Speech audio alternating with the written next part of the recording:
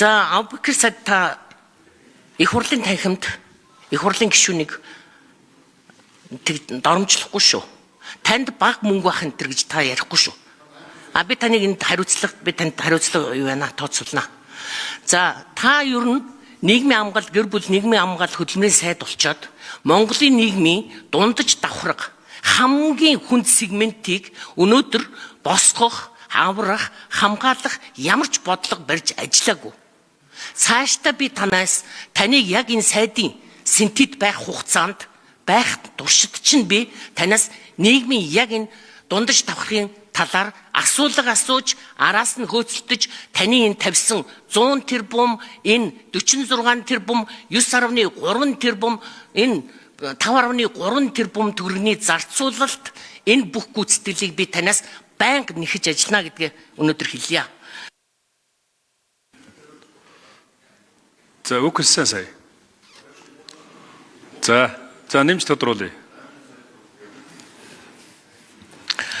Ер нь гэр бүл нийгмийн хамгаалал хөдөлмөрийн яам бол өнөөдөр Монголын яг энэ иргэдийн гол асуудал хөдөлмөр олголт, хөдөлмөр эрхлэлт, энэ ажилгүйд энэ бүгдийг шийдэх гол гогцоо бодлогыг барьж суух ёстой байтал та газрын дарганараараа хэдэн тоо тавьулчаад орж ирж аархаад ах шаардлага байхгүй.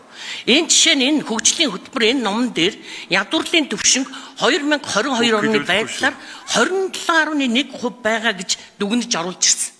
Үндэсний статистикийн газар 2 жил тутамд тооцоол гаргаж өгдөг. Яагаад 2024 оны энд статистик судалгаад мэдээлэл байхгүй байгаа юм бэ? 26-гаан бай гэхэд 25 бай энэ 24 оны судалгаа байхгүй. 22 оны байдлаар бид нар энэ ядуурл дойртсон 346.4 одоо 914.2 мянга нөгөө ядуурлын доогуур шугамд байна гэж. Тэгвэл Монголд өнөөдөр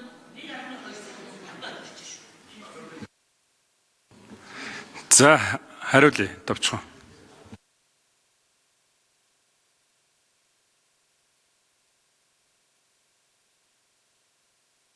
Абубакр Саид хариулъя. Тэгэд ер нь хөдөлмөр эрхлэлд одоо ядуурлын төвшин бас дөрвтэй буурахгүй байгаа нь үнэ бачим гişүнэ. Яг энэ зөвхөн одоо энэ салбарын гэхээс илүү жишээлбэл өнөөдөр Монгол улсад хөдөлмөр эрхэлж байгаа иргэдийн 50% нь эзэмшлийн дипломоос өөр хөдөлмөр эрхлэдэг. Энэ маань нөгөө талдаа боловсролын систем маань хөдөлмөрийн зах зээл дээр эрэлттэй байгаа болсон хүчингээ эрэлтэд нийлүүлж бэлтгэхгүй байна л гэсэн бас нэг дүгнэлт гарна. Жишээлбэл тийм үү. Энэ маань эргээд нөгөө цалин хөлсний юутай асуудалтай холбогдол явна. Би яг танд хэрвээ эмзэглсэн бол одоо уучлаарай. Яг 8 сая төгрөг гэхэр чинь би тэгэл хэлжлээ л дээ. Түүнээс энэ 8 сая төгрөг, 10 сая төгрөг, 15 сая төгрөг аваад тодорхой хэмжээнд нэгээс 2 иргэнийг жилийн туршид ажилтаа байлгаад ажлын байраа хадгалаад дахиад өргөжүүлээд явж байгаа маш олон өрх бий. Би одоо энэ дэлгэрэнгүй мэдээллүүдийг ер нь ингээд яриад явж явах бол бас болохгүй юм байна л да. Өнгөрсөн жил бид нар тодорхой хэмжээнд нийгэм хангалтын сайдыг байх байс хэрэгжүүлсэн хөтөлбөрийн үр дүнг энэ жил бид нар тооцож харлаа л тодорхой хэмжээнд